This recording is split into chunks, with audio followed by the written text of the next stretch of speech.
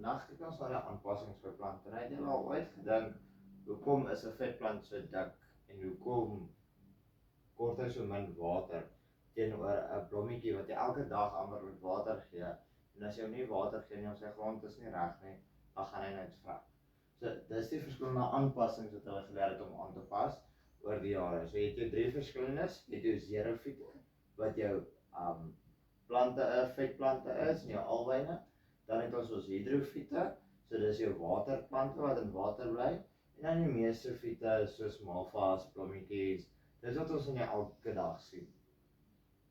As ons aangaan en ons kyk na by die xerofiete, by die aanpassings, so by hulle wortels het hy bywortels. So die bywortels kom onderuit om dan die water op te vang. Hy het dan ook is hy wyd versprei om dan meer water te behou.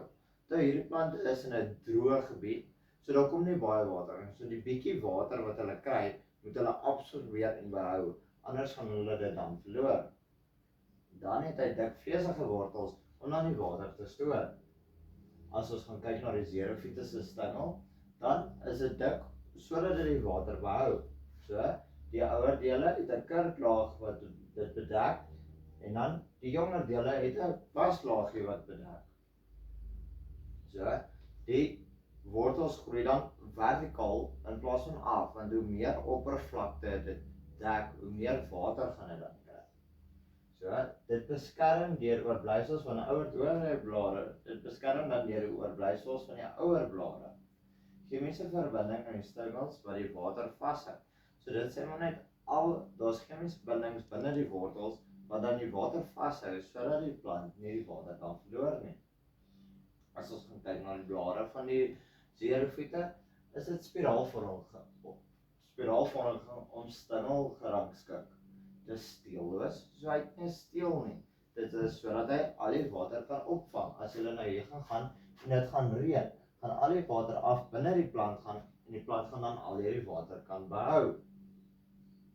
Dan kan ons sien, dis dik vleesels om water te stoor by xerofiete en dan is bedek met 'n waslaagie wat verlies beperk. Want as hierdie uitvontjies gaan oopgaan die hele tyd, gaan die vetplante in water verloor. Dis waarvoor die uitvontjies is. So die uitvontjies is klein en ingesink om waterverlies te beperk.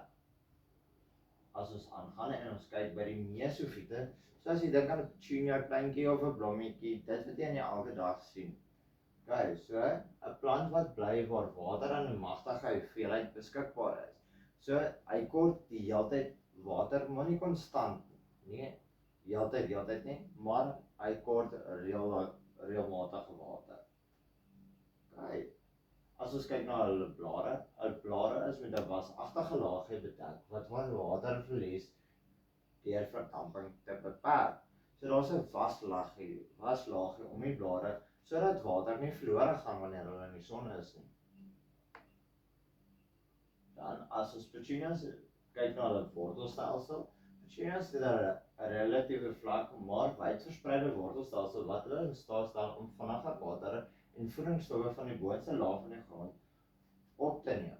So, hulle wortels is dan diep binne-in en dan hulle is redelik wyd versprei. Nou nie so wyd versprei soos jou xerofiete nie, maar hulle is relatief om dan al hierdie voedingsstowwe dan vir die plant te vervoer.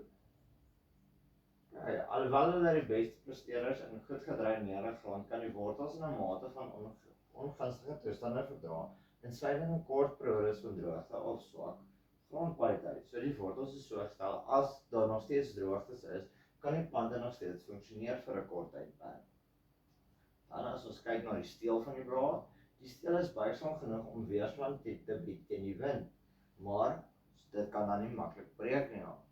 So wie sê vir jou die wind gaan nie vinnig waai nie, en dan kan hierdie plant breek, en as hy breek, gaan dan sy water dan verlore gaan. So, hierdie aanpassings is nuttig vir plante wat in blootgestelde of winderige omgewings groei. So as jy dink aan die Amazon River, of in die Amazon dit reën baie daar en daar's baie sterk winde. So hierdie plante is gebou om teen daai winde te weerstaan. So die vertakking, die vermoë van die plante om wyd te vertrek dra by tot hulle vol voorkom. Dit stel ook die plante in staat om vinnig te herstel en voort te gaan met groei en produksie, selfs nadat dele daarvan beskadig is.